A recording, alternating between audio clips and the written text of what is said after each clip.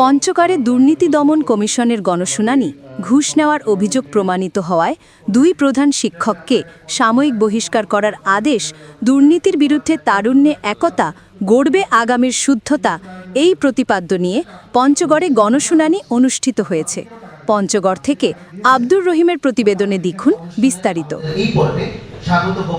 রোববার ৯ নভেম্বর দিনব্যাপী পঞ্চগড় সরকারি অডিটোরিয়াম মিলনায়তনে দুর্নীতি দমন কমিশন সমন্বিত ঠাকুরগাঁও কার্যালয়ের আয়োজনে ও পঞ্চগড় জেলা প্রশাসন, পঞ্চগড় জেলা দুর্নীতি প্রতিরোধ কমিটির সহযোগিতায় দিনব্যাপী গণশুনানি অনুষ্ঠিত হয়। পঞ্চগড় জেলা প্রশাসক মোহাম্মদ সাবেত আলীর সভাপতিত্বে বক্তব্য রাখেন দুর্নীতি দমন কমিশনের কমিশনার তদন্ত মিয়া মোহাম্মদ আলী আকবর আজিজি, দুর্নীতি দমন কমিশনের মহাপরিচালক প্রতিরোধ মোহাম্মদ আক্তার হোসেন, পঞ্চগড় পুলিশ সুপার মোহাম্মদ মিজানুর রহমান মুন্সি সহ অনেকেই।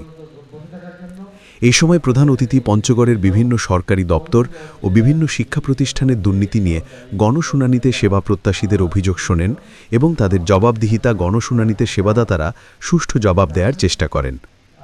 এ সময় জেলার প্রায় ২০০ অভিযোগ দায়ের হলেও কিছু অভিযোগ তদন্ত সাপেক্ষে প্রয়োজনীয় ব্যবস্থা গ্রহণ করা হবে বলে জানান দুর্নীতি দমন কমিশন। এদিকে গণশুনানিতে পঞ্চগড়ে ২ সরকারি প্রাথমিক বিদ্যালয়ে নৈশ প্রহরী ও দপ্তরি নিয়োগের নামে ঘুষ নেওয়ার অভিযোগ প্রমাণিত হওয়ায় ২ প্রধান শিক্ষককে সাময়িক বহিষ্কার করার আদেশ দিয়েছেন দুর্নীতি দমন কমিশনার তদন্ত মিয়া মোহাম্মদ আলী আকবর আজিজি। আজকে আপনাদের দুপাশে, এক পাশে সেবাদাতা আর এক পাশে সেবাগ্রহী তারা বসবেন। আপনারা সময়ক্ষেপণ না করে কোথায় সমস্যাটা, কোথায় প্রবলেম, ওইটাকে পিনপয়েন্ট করবেন।